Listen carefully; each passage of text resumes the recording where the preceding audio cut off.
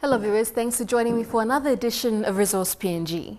In this episode we showcase two presentations, but first we hear from Jeff Appleton, Senior Vice President of ExxonMobil, to talk about the outlook of the gas project on an international stage, with insight for as far as the year 2040.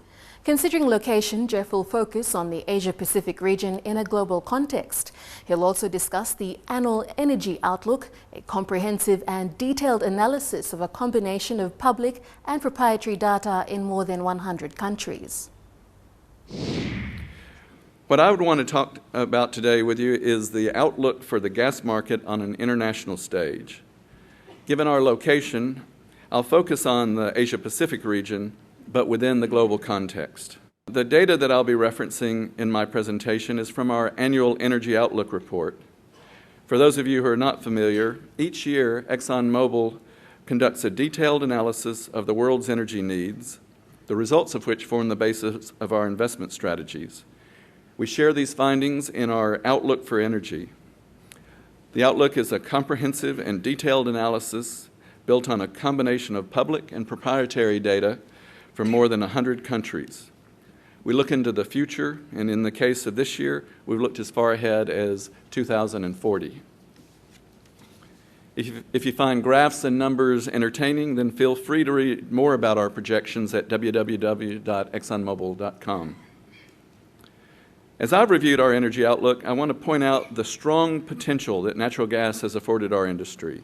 It has truly transformed the global energy landscape, and this transformation has occurred so quickly that we need to step back and recognize all of the economic and environmental achievements associated with natural gas. In the U.S., gas has been replacing coal and power generation, which has been a significant factor in CO2 emissions, being the lowest that they've been in 20 years. This is truly extraordinary because even with recent economic struggles, the U.S. economy is 60% larger than it was 2 decades ago, and its primary energy consumption is roughly 14% higher. So let's get started by considering where we've been on this evolutionary global market journey. Only by clearly understanding the past can we chart a productive path to the future. So here's where we were as a global gas market just 12 years ago. Unconventional gas was largely viewed as uneconomic, a niche supply at best. Global LNG trade totaled about 107 million tons per year, and the Asia-Pacific LNG supply was about 73 million tons per year. The so-called global marketplace was really a series of regional markets with limited liquidity. If we fast forward 10 years to 2010, unconventional gas dramatically changed the energy landscape by reaching almost 10% of global gas supply. ExxonMobil increased our focus on U.S. unconventional supply during this time. And today, ExxonMobil is the largest producer of natural gas in the United States. It's instructive to pause a moment to reflect on the U.S. experience because natural gas didn't always generate this much enthusiasm. In fact, an honest read of American history suggests just the opposite. In the early days, natural gas represented a waste product. It was burned off in columns of flames resembling the Olympic torch along the Texas plains. Yeah. According to energy author Daniel Yergin, in his epic book, The Prize, natural gas was considered a useless, inconvenient byproduct of oil production and thus burned off, since there was nothing else to do with it. Natural gas was the orphan of the oil industry. But President Franklin Roosevelt took an active interest in natural gas in the 1940s, a time when it was still a vastly underutilized resource. In 1942, he wrote to his Secretary of the Interior, Harold L. Ikes, "I wish you would get some of your people to look into the possibility of using natural gas." They did, and much has changed since then. Yergin writes, on a global basis, coal had provided 2/3 of world energy in 1949. By 1971, oil, along with natural gas, provided 2/3 of world energy. So let's peek into the future. Fossil fuels will likely continue to meet most of the world's energy needs over the next 30 years because no other energy sources match their availability, versatility, and flexibility. Natural gas in particular provides affordability, reliability, and efficiency, as well as environmental benefits. These combined attributes make gas a winning long-term proposition for the future. Right now, the world uses roughly 15 billion BTUs of energy every second, and that energy appetite is growing. By 2040, global energy demand is anticipated to be about 30% higher than it was in 2010, and natural gas markets, once regional in nature, are slowly globalizing. So what's driving all of this? Population growth and economic growth as measured by GDP. Right now, there are more than 7 billion people on the planet. In 30 years, that's expected to grow by a quarter to nearly 9 billion people, while economic progress, as measured by GDP, doubles. Billions of people will join the quest to improve the quality of their lives and achieve new levels of prosperity. In short, growth drives demand, both population growth and economic growth. Stay with us. We'll have more from Jeff and his presentation on the international gas outlook after the break.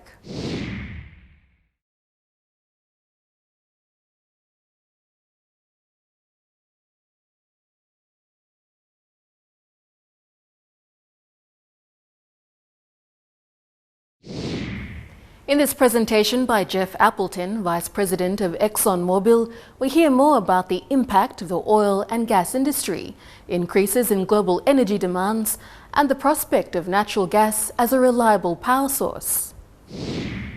This real impact of the oil and gas industry is too often overlooked. Through the creation of jobs, business opportunities, community programs, and investment, ours is an industry that reduces poverty, increases living standards, and provides a better quality of life for billions of people around the world. As individuals pursue these improvements, global energy demand is anticipated to increase about 30% over the next 30 years. This new demand will be most acute in places like India, pictured here, or Africa. Fossil fuels will play the critical role in fueling the future with help from renewables.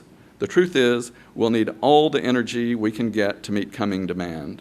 The use of natural gas is expected to grow fastest, with demand anticipated to be up by more than 60% by 2040. In fact, natural gas is projected to surpass coal as the favored fuel for power generation. This has important environmental implications because natural gas has 60% fewer emissions than coal. In China in particular, we expect to see its electricity generation source shift slightly away from coal to natural gas by 2025. By 2040, natural gas is anticipated to account for 10% of China's electricity generation fuels, and coal will likely account for more than 50%. So let's drill down deeper into the global gas supply. We have roughly 250 years' worth of natural gas at current demand, according to the International Energy Agency. Here you get a sense of where that gas is known to be, with the Asia-Pacific region the fourth largest resource holder. 54% of the total global gas resources are unconventional resources. Unlocking this unconventional resource is very important, particularly when we consider global gas demand concentrated in Asia. I'm sure many people here have heard about unconventional gas, even though it's not something that we need to consider in PNG with the gas fields we have. For those who don't know, unconventional refers to gas that is produced from shale and other tight rock formations. Drillers can horizontally steer the drill bit through the shale rock formation. Then a technique called hydraulic fracturing creates a fracture in the rock kept open by water and sand. This open fracture produces a highway for the gas molecules to flow through the rock into the pipe for production. Hydraulic fracturing unlocked more than 15,000 shale wells in North America between 2008 and 2011. By safely and responsibly combining hydraulic fracturing and horizontal drilling, technology is once again lighting a path to progress. Not surprisingly, the Energy Information Agency's estimate of U.S. unconventional gas production jumped almost 70% over the time period. During that same time period, the rest of the world drilled fewer than 100 shale wells. Clearly, everyone's watching the unconventional gas story with great interest. Looking a little closer to home, Australia is certainly making moves in this area. The country has overcome challenges to drill more than 1,000 coal seam gas wells between 2008 and 2011, with anticipation of many more to come in the next 20 years. Unconventional gas is certainly a huge resource for ExxonMobil and an area we continue to invest in around the world. Now that we've taken a look at supply, let's shift to a focus on demand. Looking ahead to 2040, we project that the Asia-Pacific region will account for 29% of total worldwide gas demand, while we see demand in the U.S. and Europe flat to down slightly as those regions make gains in energy efficiency. On the Asia-Pacific panel, notice the growing orange wedge. That's the growing influence of liquefied natural gas over time. As a global leader throughout the LNG value chain, we believe that natural gas has a significant and growing role to play in meeting future global energy demand, which by virtue means that Papua New Guinea has an important role to play. Our projection is that LNG growth will continue, with PNG supplying just over 10 million tons of global supply by 2025. Now let's look at the demand side of the equation in more detail. Clearly, a global market is emerging, with the Asia-Pacific region poised to become the largest global gas market. You can see the Asia-Pacific demand represented in green, placing a larger call on global supply. In fact, it's a market that is expected to demand approximately 30% of total gas supply 3 decades from now, as you can see in the pie chart. I'm sure this doesn't surprise you. The 4 customers for PNG LNG all come from the Asia-Pacific region: China, Japan, and Taiwan. PNG is uniquely located to continue to meet the demand from this growing region. Worldwide gas-fired power generation will likely grow significantly over the same period. Our projections are that in 3 decades, power generation demand will be 87% higher than 2010 levels and represent nearly half of total global gas demand. You might ask, why the switch of fuel types? What is the case for gas? Natural gas is cleaner burning, affordable, and abundant. These attributes make it particularly attractive fuel choice for power generation. Natural gas power generation plants are based on proven technology, can be built quickly, and are cost-effective. With today's improved turbine technology, natural gas power generation can provide a significant source of flexibility and reliability to a power grid responding to rapid changes. That brings me to my third and final big point today. The future is never certain, but smart policies are needed to encourage development, provide access to reserves, and encourage domestic market reform. When government and industry work together to encourage long-term thinking, uphold the rule of law, and recognize the sanctity of contracts, they provide a fair, stable framework of law, taxation, and regulation that promotes free trade and encourages transparent international partnerships. Only with the right regulatory framework will PNG and other countries in the region capture their share of this natural gas demand growth, creating opportunities for the people of Papua New Guinea.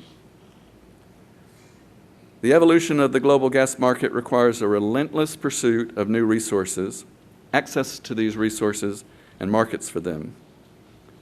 I'm excited about the continuing innovation going on, not just at ExxonMobil, but within the industry as a whole throughout the world. And natural gas, once considered a waste product, is seen today as a reliable, abundant, affordable, and cleaner burning energy choice. When we return, we showcase an interesting presentation on stakeholder benefits by Esso Highlands.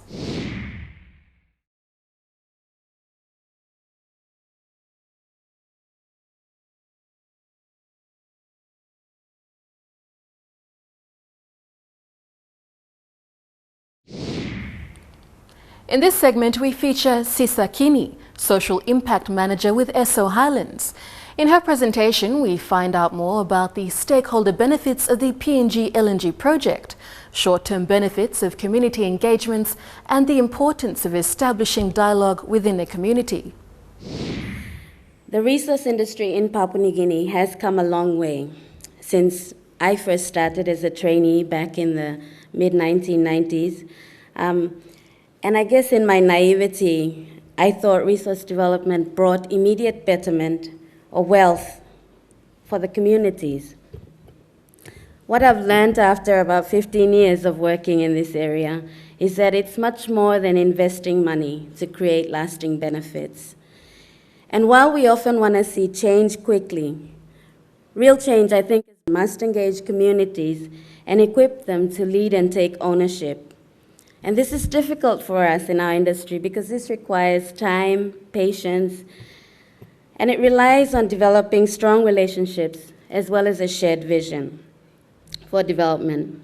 Our industry recognizes that apart from the legal license to operate in countries such as ours in Papua New Guinea, which is made up of landowners with strong ties to their land, complex social structures, the social license to operate is a critical part of the way you do business in Papua New Guinea.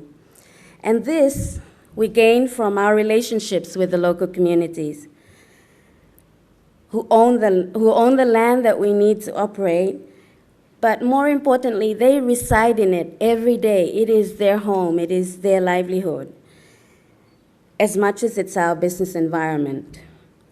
So having a good relationship with the communities is good for our business. It means better relationships. It can result in fewer work stoppages and also create a more acceptable law and order environment. So on the back of that, it is my pleasure to share with you some insights as to how we in the PNG LNG project are working with communities back at home as we work towards building a prosperous future on the back of this enormous development. But before I do that, I'd like to just set a few parameters around my very broad topic of stakeholder benefits of the PNG LNG project.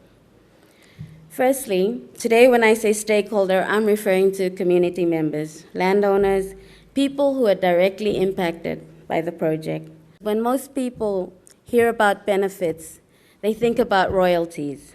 We're not there yet because we're in construction phase. However, despite the fact that this project hasn't yet started delivering royalties, the benefits of the PNG LNG project started many years ago and are continuing with the creation of jobs, training, business opportunities, and social programs for communities. I'll be talking about the social programs. And again, just to point out, when I'm talking about social programs, I'm not talking about writing checks. This is about forging relationships, promoting opportunities, and developing mutual respect and trust by working alongside the communities. And the most important things that we need, apart from the financials, are time, commitment, and commitment to developing a shared vision. For this reason, our project's approach to community development is based on partnerships and participation. Communities and key government agencies are key and involved from the beginning in identifying, defining, and prioritizing potential programs. And this is not an easy task because there is a variety of expectations. But the starting point is in identifying key leaders within a community, whether they be individuals or groups, champions that you can work with. This is an important ingredient. It's also important for us to be inclusive, and so we look for ways to ensure that the needs and perspectives of vulnerable groups, such as women in particular, widows and single mothers, if you want to break that down a little bit more, it is important to include them. In terms of our approach, we often look for a short-term project that builds relationships, mobilizes people, demonstrates quick outcomes, and serves as a precursor for longer-term initiatives. often these short-term engagements where we're just trying to get to know the community are often projects such as desks or classrooms and so forth. But we have also learned the importance of dialogue, which is not often seen as a project. But making time to talk and know your community as you work on a community project or take them through a training capacity building program makes a huge difference to the outcome of the relationship that's developed. Once mutual respect and understanding has been gained, the project encourages communities to create their own plans. We try not to interfere too much. Some communities we find are highly organized with strong leadership, established governance models, and proven communication channels. So they're very quickly able to organize themselves and get things done. There are others where they struggle. And so we offer a range of training and education programs, as well as ongoing mentoring and facilitation services to bring these plans to fruition. We'll be back with more Resource PNG after these short messages.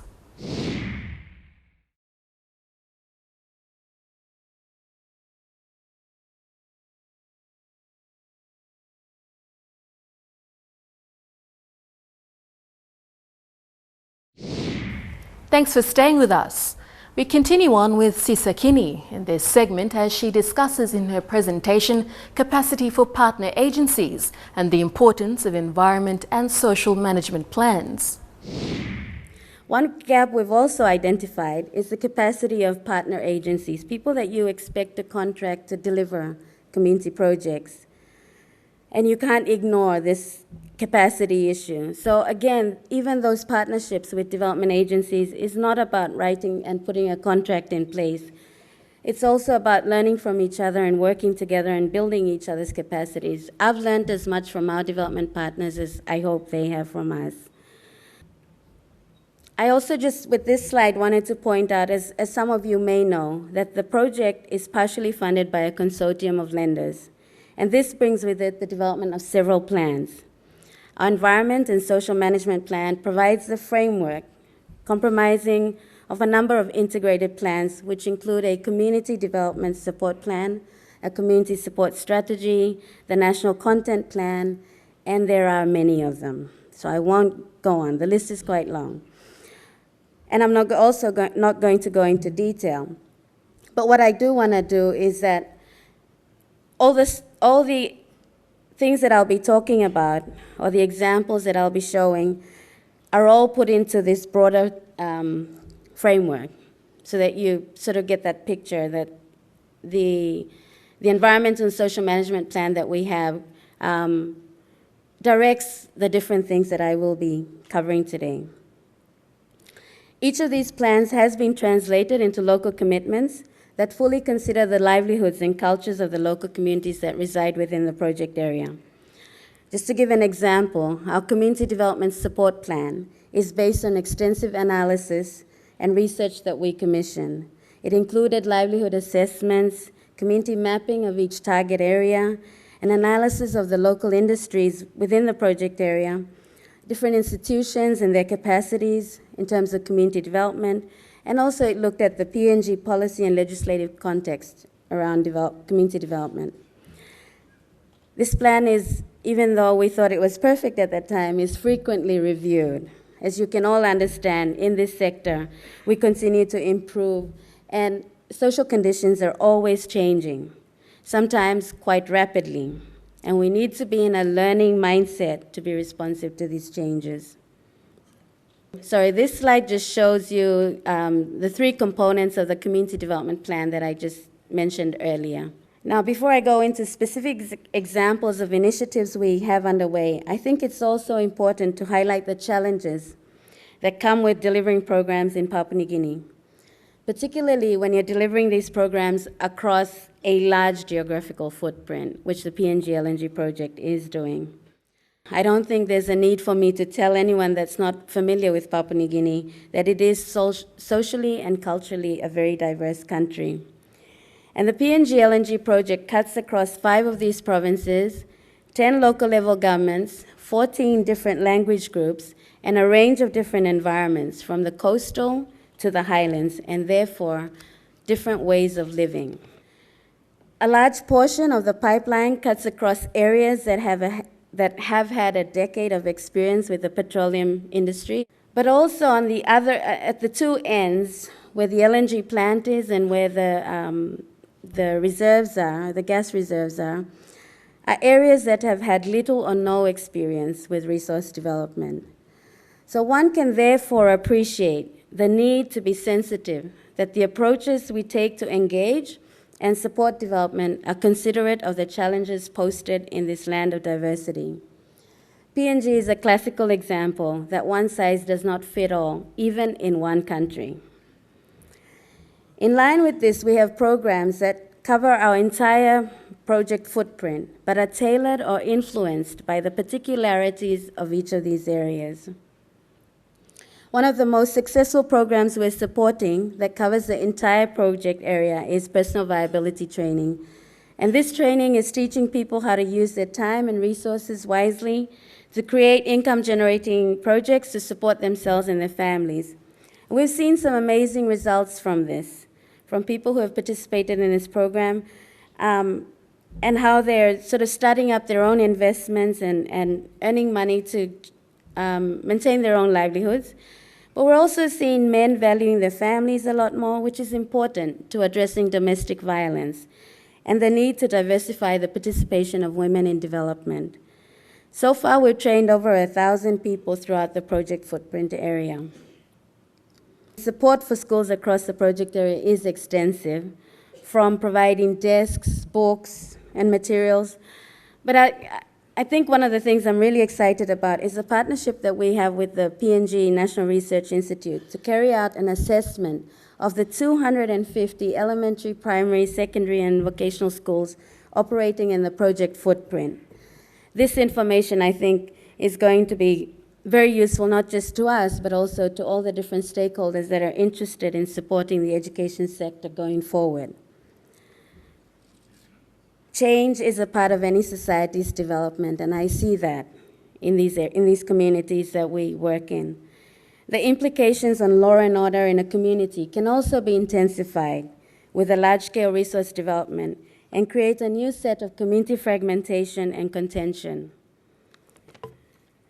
At the community level, an important part of our work is also the support that we're giving to the Village Court Secretariat to implement its capacity building program for village court officials. Similar to what we're doing in the education area, this started with an assessment of all the village court jurisdictions within the project area. And at this stage, we're working with the Village Court Secretariat to carry out, develop a training program that will be carried out for the village court officials. As I mentioned earlier, and I will throughout, this is the Village Court Secretariat's program. It's not ours. Our role is to provide support to help these different agencies achieve their goals. More to come on Resource PNG. Stay tuned.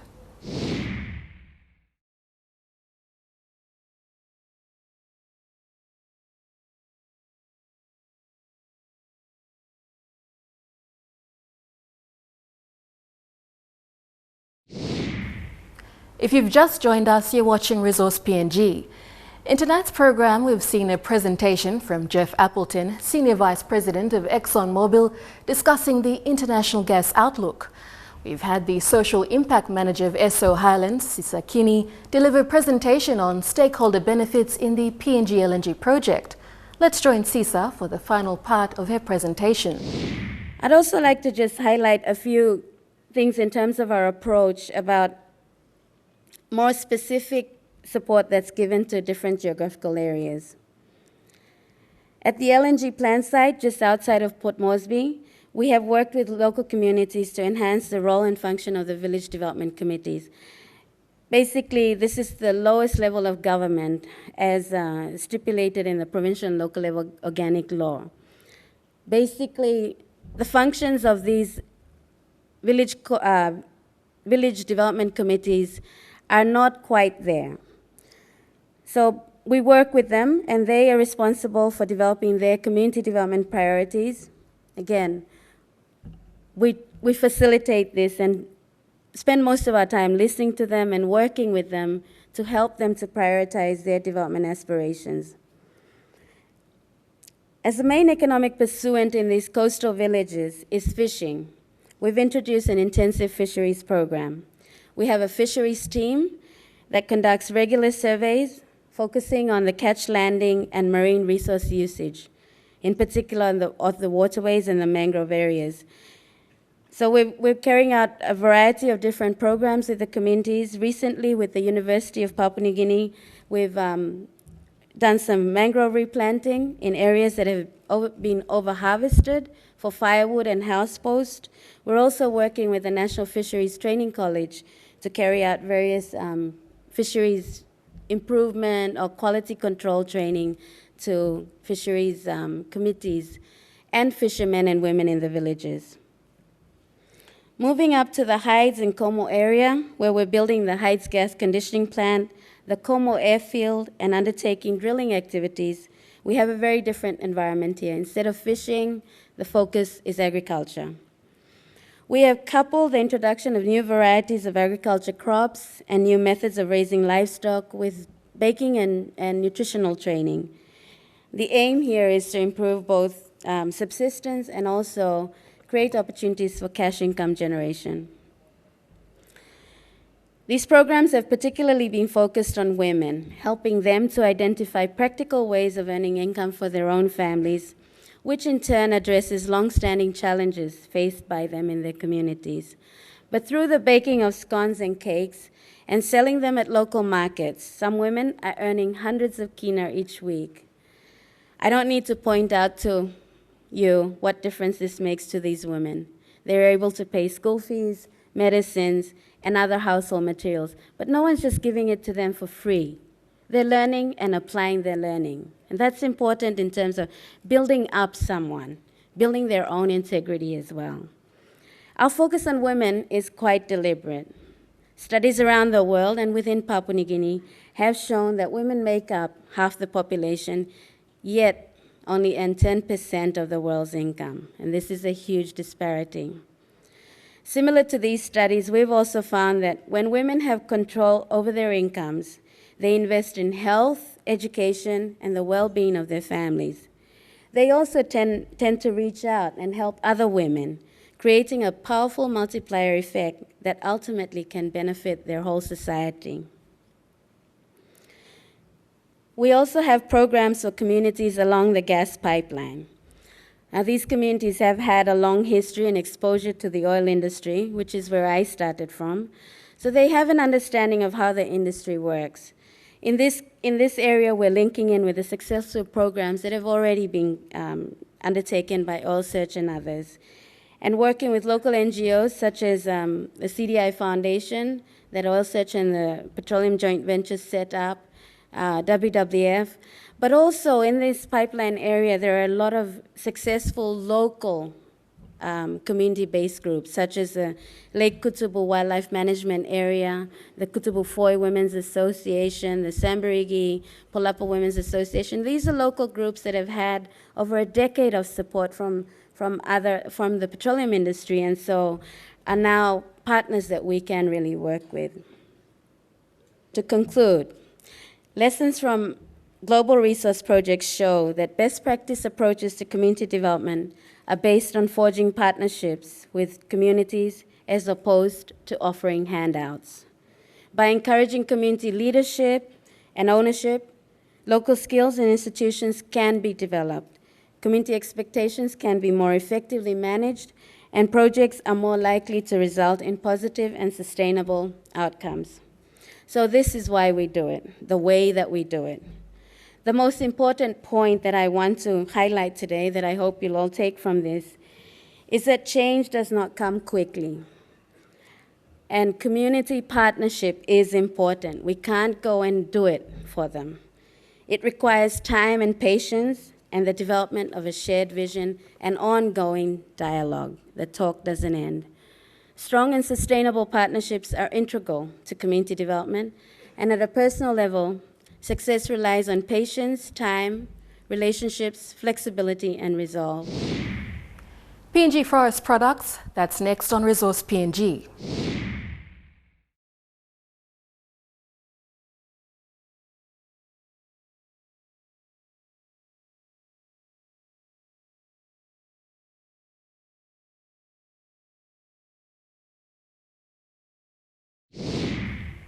In this segment, we talk to Tony Honey, who tells us a little bit more about PNG forest products.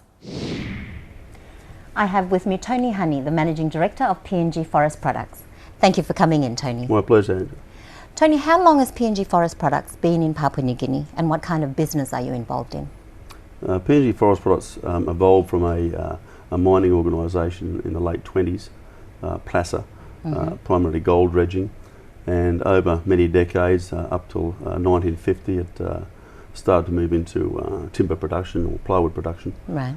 And in the mid-50s established plantations, and 2 decades later the mining was phased out, and Commonwealth New Guinea Timbers, as it was known then, was a large integrated timber processing facility in PNG. And in the early 80s changed its name to PNG Forest Products. Right. So we've been around for 70 years. Yes, yeah. it does seem so. Do you cater to the domestic market or just the international? Primarily the domestic marketplace, right. But we do export plywood, and we're looking at growth through our prefabricated buildings elsewhere around the Pacific in the next couple of years. Now, what are the challenges of conducting business in Papua New Guinea? Oh, there's always difficulties. I guess the hardest thing for us is we're in an isolated location in Bilalo. Infrastructure is a major problem with us, particularly the road network, and that sort of needs looking at very, very badly at the moment. But by and large, we need to be protected and continue to be protected with tariffs for plywood and timber. We're a developing country and developing businesses, so we need to have that in place for some time yet. So you'd be happy with the focus on infrastructure in the new budget then? Absolutely. It'll make a big difference if it can be delivered. Yes.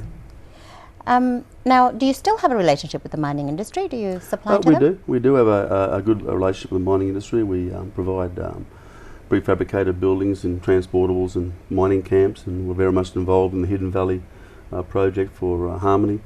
Likewise in Lahia, we've done recent developments up there, and we continue to be involved with the mining industry. Yeah. Right.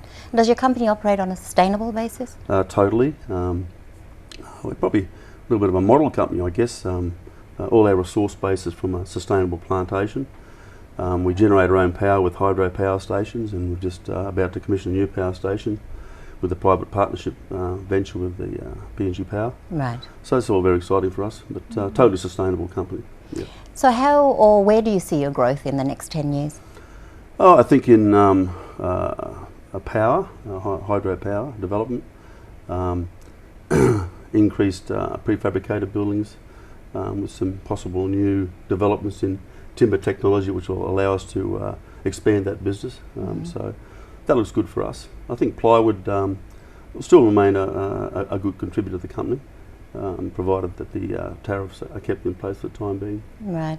Now, we did touch a little bit on the infrastructure focus in the budget, but what specific needs does your particular industry have in the way of better infrastructure? Well, our needs are focused on roads more than anything. Right. And of course, we all suffer with the lack of good health facilities in our area, especially remote areas. Yes. That's difficult for us. Law and order is always a problem, but I was very encouraged to hear the Prime Minister and see the budget come down where they were going to expend a lot of capital in infrastructural development, so we're very pleased to see that. What benefits does the community have to gain from your company? Oh, PNG Forest Products provides royalties and those sorts of things through the resource base. We are the supplier of power to the immediate area, both WOW and Bilalo and even to Lae. Provide assistance through town water supplies, all those sorts of things that we're very much involved with the community. What do you think about the increase in tariffs on imported plywood in the budget? I think it's a very good thing. In fact, it wasn't high enough. Would have liked to have, we were pushing for about 80%. And so it's really come about. We're not totally opposed to the removal of tariffs, but there's got to be time properly. And I think there's got to be consultation with, I guess, all industries that are protected by tariffs. And perhaps put target timeframes for reductions. Don't just unilaterally go out and just take it away. Right. Because it would be devastating would have been devastating to our company. And of course, the strengthening KENA has always offsets the tariff, and that's been a major problem for us. But no, it's certainly pleasing to see an increase, although it's not quite enough. And that brings us to the end of the program.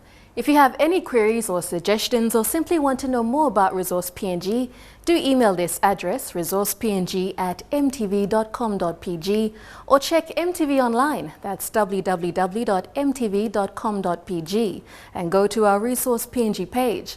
Until the same time next week, have a pleasant evening.